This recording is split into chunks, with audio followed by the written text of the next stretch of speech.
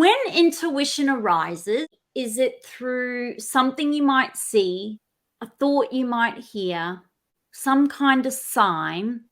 What does that look like?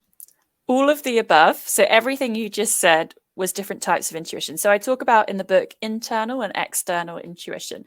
So internal is your feelings. We talked about the gut feeling. When you have dread in your body, like you can have good and bad intuition. You know, when you have a bad feeling about something, you can't explain it, you just have a bad feeling, or a bad feeling about someone. You meet your friend's boyfriend and you just don't like them, and then one day they cheat on her.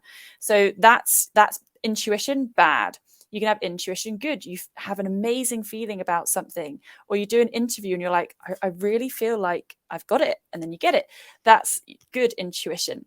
And actually, I don't know if you could see on the video, but I was holding my heart there, because when you have that, like, oh, excited, that good intuition, you feel it in your heart a lot of the time. Butterflies, flutters, excitement. Wow. And then in your stomach, it'll often be the drop, the dread, the knot of anxiety. That is kind of internal intuition. External intuition, you talked about the signs. So it might be animals. And there's a great book called Animal Power by a woman called Alison Charles, and she's a shaman. And she wrote this book about what animals mean. So, for example, I just saw a lizard on my window earlier, and I was thinking about something. I can't remember what it was, but I was thinking, and then I saw the lizard. So I was like, ooh, that feels like it lined up there. So I went and had a look at what lizard meant.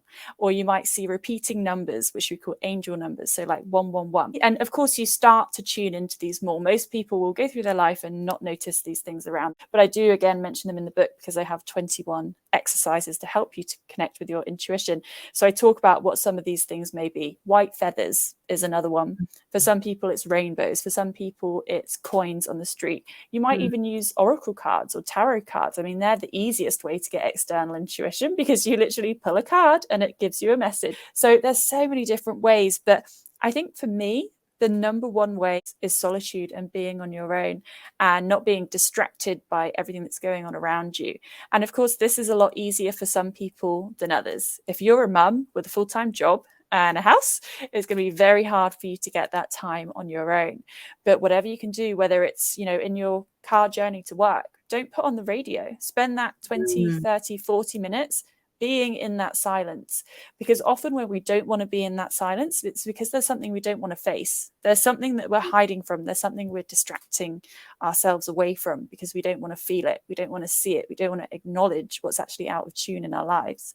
Whereas when you're on your own, you have to face yourself and you can't get away. So I think that solitude is powerful for really confronting what you feel, what you want, and what you don't want in your life.